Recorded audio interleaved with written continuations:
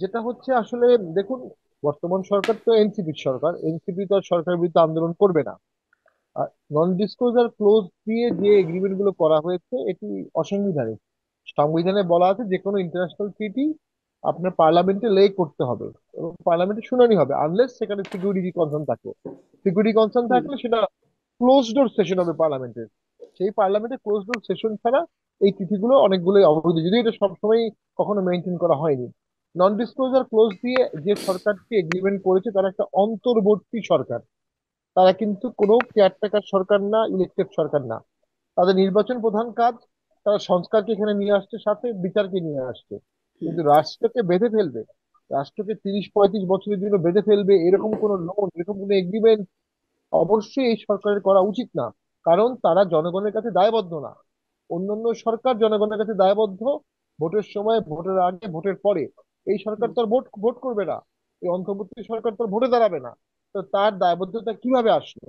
কিন্তু ব্যাপারটা পাঠালে আমার দায়বদ্ধতা যদি প্রশ্নটা না কিন্তু থাকে। আমার প্রশ্নটা কিন্তু এখানে আপনার কাছে, সরকার হয়তো ভালো বুঝছে, হয়তো ভালো হতেও পারে, হয়তো আছে নানান রকম, কিন্তু আমার প্রশ্নটা এখানে যে রাজনৈতিক দলগুলো, আপনি বলছিলেন জনগণের কাছে জবাবদিহিতা নাই, জনগণের দ্বারা নির্বাচিত না বা সামনে নির্বাচনও করবে না, কিন্তু রাজনৈতিক দলগুলোর কাছে তো তাদের একটা জবাবদিহিতা আছে, কারণ তাদের দ্বারা মানে এই সরকার এসেছে, তাদের সবার সম্মতিতে, যারা এখন সক্রিয় আছে দেশে, আপনারাও অবশ্য আছেন, আপনাদেরও ছিল সেই সময় সম্মতিতেই এই সরকারটা হলো। তো এইখানে রাজনৈতিক দলগুলো কেন সক্রিয় ভূমিকা পালন করছে না? তাদের, যেটি আমি বলছিলাম, সবার সাথে আমি কথা বলেছি, বিভিন্ন দলের সাথে, তাদের একটা মৌন আপত্তির জায়গা আছে, তারা বলছেন এটি উচিত না, এই সরকার এটা করতে পারে না, কিন্তু কেউ কার্যকর কোনো ভূমিকা কেন নিচ্ছে না বা প্রতিবাদ কেন করছে না? প্রতিবাদ করছে না কারণ রাজনৈতিক দলের মধ্যে বিএনপি, তারা মূলত একটা ভোট করতে চাচ্ছে, যে কোনো মূল্যে তারা মনে করছে একটা ভোট করতে পারলে তাদের সকল সমস্যার সমাধান হবে। প্র্যাকটিক্যালি আমরা যেটা অনুভব করি, যে বাকি দলগুলোর মধ্যে জামাত এবং এনসিপি এবং সরকার এই সিদ্ধান্তের সাথে একমত। ইনফ্যাক্ট হুম। তারা একত্রে এই কাজটি করেছে, আমার যেটা মনে হয়। এবং অনেক বিষয়ে আমরা দেখতে পাই জামাত, এনসিপি এবং সরকারের মধ্যে একটা ভালো যোগসূত্র আছে, আর সাথে এবি পার্টিও আছে। তো এই সব মিলিয়ে একটি আসলে শক্তির উৎস। তো আমরা যেটা অনুভব করছি যে এই ধরনের এনার্কি এখন করা হচ্ছে, যে শেখ হাসিনাকে ফেরত দাও, 32 নম্বর ভিউ, এটা একটা ডাইভার্সন টেকনিক হতে পারে। এর মাধ্যমে একটা বড় ইস্যুকে ধামাচাপা দিয়ে ডাইভার্ট করার জন্য 33 বছরের জন্য চুক্তিটি খুব স্বল্প প্রক্রিয়ায় করা হয়েছে, 17 দিন বা 13 দিনে। এটি হুম। নর্মালি একটা চুক্তি করার যে প্রোটোকল থাকে সেই প্রোটোকলটা ফলো করা হয়নি। তো সেখানে একটা তাড়াহুড়া ছিল, সেখানে একটা অতি আগ্রহ ছিল। এর মাধ্যমে জাতির কি আগ্রহ হবে সেটি বলা হচ্ছে না। বলা হচ্ছে 250 কোটি টাকা সাইনিং মানি পাওয়া হবে। তো এটা তো আমাদের ইকোনমির জন্য পিনাট। এই জিনিসগুলো টোটালি প্রধান উপদেষ্টা এক্সপ্লেইন করা উচিত ছিল, স্টেক হোল্ডারদের কাছে দেওয়া উচিত ছিল। যেহেতু পার্লামেন্ট নাই, বিকল্প হিসেবে সমস্ত স্টেক হোল্ডারের সাথে আলোচনা করে তারপর করা উচিত ছিল। তো আমি মনে হুম। করি সেখানে সরকারের একটা প্যারোকিয়াল ইন্টারেস্ট আছে এটার ব্যাপারে। কোনো একটা অন্য রকমের উৎসাহ কাজ করছে এই বিষয়টায়। ফজলুর রহমান সাহেব এবং ডক্টর ইউনূস যখন আসলেন, আমরা তো ভাবলাম রোহিঙ্গা সব ফেরত যাবে। অ্যাটলিস্ট তাদের সেই ইন্টারন্যাশনাল স্ট্যান্ড ছিল বলে আমাদের মনে হয়। তারা তো রোহিঙ্গা ফেরত নিতে পারলেন না। তারা উল্টো আরো 1.5 লাখ রোহিঙ্গা এর মধ্যে আমাদের কাছে আসছে। তারা করিডোর দিতে চেয়েছে। হুম। রোহিঙ্গা ফেরত যাবে কিনা জানি না, কিন্তু করিডোর দেওয়ার ব্যাপারে তাদের খুব আগ্রহ ছিল। হুম। সেটা সেনাপ্রধানের সাথে তাদের তখন একটা মতনৈক্য হয়। এই জন্য আমরা মনে করি যে জি, আমার বর্তমান আসলে সরকার। এখানে ওইটাও আর একটা প্রশ্নের জায়গা, যে এই যে করিডোর নিয়ে আপনি বলছেন, সেটিও একরকম গোপনেই হচ্ছিল।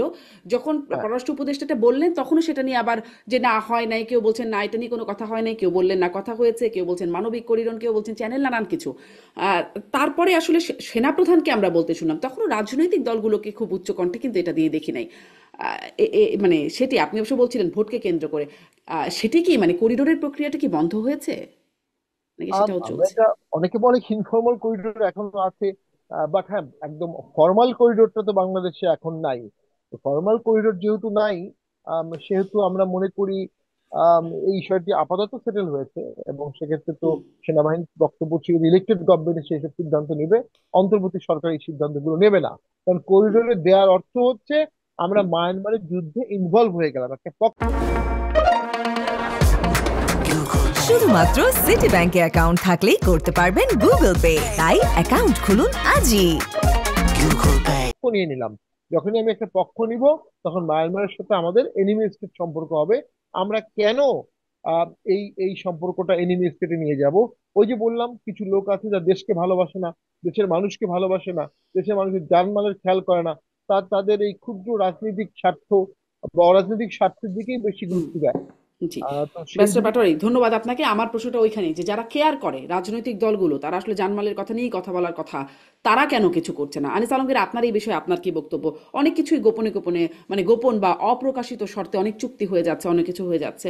রাজনৈতিক দলগুলো এইসব বিষয়ে, মানে বলছিলাম যেগুলো মাঠে অনেক কিছু নিয়ে সরব, এই বিষয়গুলো নিয়ে কেন খুব সরব না? আপনি কি শুধু বন্দরের কথা বলছেন না বাকিগুলো কথা বলছেন? আমি যদি সবগুলো বন্দর, মিলিয়েই আসলে জানতে চাচ্ছি, মানে কোথাও কি আপনি দেখছেন যে খুব সক্রিয় অবস্থান রাখছে, ধরুন যুক্তরাষ্ট্রের সাথে এনডিএ, ধরুন করিডোর নিয়েও, বা ধরেন এই বন্দরটা তো হয়েই গেল, চুক্তি হয়েই গেল, কোথাও কি খুব সক্রিয় বা কার্যকর ভূমিকা না দেখেছেন এটা রাজনৈতিক সক্রিয় দলগুলোর নয়, পক্ষ এটা থেকে? লোক দেখানো একটা প্রতিবাদ করে, লোক দেখানো একটা বিবৃতি দেয়, যেমন জামাতো একটা লোক দেখানো বিবৃতি দিয়েছে এবং সেখানেও আবার বলেছে পতিত স্বৈরাচারের সাথে সম্পর্কিত তাদের কোন আত্মীয়কে এই ধরনের বন্ধ দিয়ে দিতেছে এবং বলছে এই যে কোনো গোপন চুক্তি কিংবা এটা গোপন চুক্তি কিংবা দরপত্রবিহীন অবৈধ চুক্তি করলে জন অসন্তোষ তৈরি হবে এবং যার সমুদয় দায় দায়িত্ব সরকারের উপরে বর্তাবে, এই ধরনের হুমকিও দিয়েছে। কিন্তু হুম। তারা আবার তিনটা প্রস্তাব দিয়েছে, সেটা হচ্ছে যে এটা হলে অবশ্য ভালো হতো যে দেশীয় ব্যবস্থায় বন্দরের উন্নয়ন সম্পন্ন করা, প্রয়োজন হলে দক্ষ এবং অভিজ্ঞ বিদেশি জনবল নিয়োগ করা, আর যেটা বলা হয় যে এই যে উন্নত মানের যন্ত্রপাতি যাবতীয় যেগুলো কেনা হয় সেগুলো যাতে এখানকার লোক যারা অপারেশনের দায়িত্ব থাকে তাদেরকে শেখানো, এই সমস্ত জিনিসগুলো। মূল বিষয় হচ্ছে যে এটা টেন্ডার ছাড়া হয়ে গেছে এবং এটা স্বৈরাচারের সাথে সম্পর্কিত কাকে জানিয়ে দিচ্ছে জামাত, সেটা নিজেরাই জানে, কেন তারপরেও বলতে ওদের এত ভয়। তো বিএনপিরও এই ধরনের একটা বিবৃতি আমি দেখেছি, আপনি যেটা বলেছেন সেটাই, এবং এটাতে আপনি দেখেন ওই বিবৃতি দেওয়াটাই শেষ, এরপরে তাদের কোনো বক্তৃতা নাই, হুম। বক্তব্য নাই। তার মানে তারাও আসলে তারাও তারাও ক্ষমতায় থাকলে হয়তো দিত, তাদের হয়তো যন্ত্রণাটা তখন তাহলে এই জায়গায় হচ্ছে যে আমরা তো কদিন পরে ক্ষমতায় যেতাম, দিলে আমরা দিতাম, তোমরা কেন দিচ্ছ, এই জন্য হয়তো রাগ লাগছে। কিন্তু মূল প্রিন্সিপালের জায়গায় তাদের যে কোনো বিরোধ আছে সেটা তো দেখতেছি না। বিরোধ যদি থাকতো তাহলে তো তারা তো বলতো এটা আমরা প্রতিরোধ করব, প্রতিহত করব। ডক্টর ইউনূসের সরকারের সেই বৈধতা নাই, তার জনভিত্তি নাই এবং জন রায় নাই যে এই ধরনের বিদেশের সাথে এই ধরনের চুক্তি করা, যেখানে নির্বাচনের আছে মাত্র 70 দিনের মতো বাকি। হুম। তো এত তাড়াহুড়ো কিসের? এত টেন্ডার ছাড়া কেন দিতে হবে এবং এত দ্রুততার সাথে কেন দিতে হবে? তাও তাও সবকিছুর উপরে আপনি যদি দেখেন গোপনে কেন দিতে হবে? এই চুক্তিটা যে হচ্ছে দেশের জনগণের অর্ধেকে বেশিরভাগ জনগণই জানে না, এবং যেদিন এই চুক্তি করা হচ্ছে সেদিন শেখ হাসিনা রায় পড়তেছে আর এখানে কন্টিনেন্টাল হোটেলে এই হুম। চুক্তি হইতেছে, এবং এদিকে 32 নম্বর ভাঙার একটা আয়োজন করে দিচ্ছে, পুরো মিডিয়ার পুরো চোখ এখানে রেখে দেওয়া হয়েছে যাতে কন্টিনেন্টাল ঘেরাও করার মতো তিনটা লোকও পাওয়া না যায়। তো হুম। তার মানে কি দাঁড়াচ্ছে? তার মানে হচ্ছে যে এখানে কিছু না কিছু, কিছু না কিছু স্বার্থ রয়ে গেছে। বিদেশিদেরকে বন্দর দিয়ে দেওয়ার জন্য ডক্টর ইউনূস তো 2006 সালে যখন নোবেল পুরস্কার পেয়ে আসলেন তখনই বলেছেন যে বন্দর যদি দিয়ে চট্টগ্রাম বন্দর দিয়ে দেন বিরাট বিরাট কিছু হয়ে যাবে, দেশে উন্নয়নে ভেসে যাবে। এবং প্রথম আলো আপনি যদি দেখে থাকেন যে সেই লিড স্টোরি এখন একটু ভাইরাল হয়েছে যে 2006 সালে উনি যে বক্তৃতা দিয়েছিলেন বন্দর দিয়ে দেওয়ার জন্য। তো উনার তাহলে মাথার মধ্যে বন্দর রয়ে গেছে আজ থেকে 20 বছর আগে থেকে, এই বন্দর দিয়ে দিতে হবে, উনি ক্ষমতা পেয়ে সেটাই বাস্তবায়ন করছেন। এবং উনার সারগ্রেদরা যারা আছে তারা উনার উনার পরামর্শই করছেন, ওনার পরামর্শ ছাড়া তো তাহলে এটা হয়নি। এখন উনি কেন এই দেশকে কিভাবে দিয়ে দিচ্ছেন অন্যের হাতে, সেটা আবার একটা বিষয় হচ্ছে যে এটা কি অলাভজনক কিনা, এটা উনি দিয়ে কি দেশের মহা ক্ষতি করছে কিনা। তো মহা ক্ষতি করছেন, লাভ কি করতেছেন সেটাও তো উনি জনগণকে বুঝাতে পারছেন না।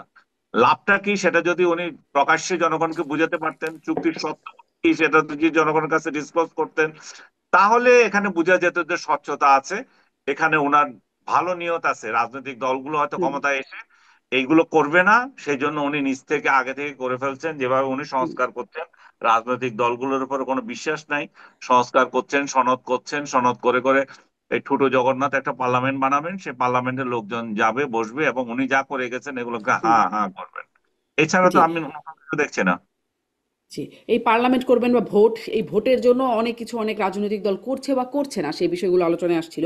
সেটি নিয়ে আসলে সেই ভোট বা নির্বাচনটাই আসলে কতটা সামনে আপনারা দেখতে পাচ্ছেন সেটি নিয়ে একটু করবো, কিন্তু প্রশ্নটা করবো। কিন্তু আনিস আলমগীর, আপনি 32 নম্বরের প্রসঙ্গটা জানলেন যে সেখানে যেভাবে আসলে এই সেই ভাঙচুরকারীদেরকে দমন করা হলো সেটিরও একটা সমালোচনা হচ্ছে। আমরা দেখলাম যে আহ, ডিসি মাসুদ তিনি পিনাকি ভট্টাচার্যের একটা মানে তার ভাষণ বা তার নির্দেশনা শুনালেন এবং তারপরে তারা অনেকটা আশ্বস্ত হয়ে তারা ফিরে যাচ্ছে। এই অংশটুকু আমরা দেখেছি। মানে আপনি সেনাবাহিনী পুলিশের সক্ষমতাটা কিভাবে দেখছেন? আর তখন এর আগের বারে যখন 32 নম্বর ভাঙা হলো তখন কেউ কিছু করলো না, এবার খুব সরব হয়ে গেল সেনাবাহিনী 32 নম্বর বাঁচাতে, পুলিশ সেনাবাহিনী বা যৌথ বাহিনী। এটার পেছনেও আপনি কারণ কি দেখেন?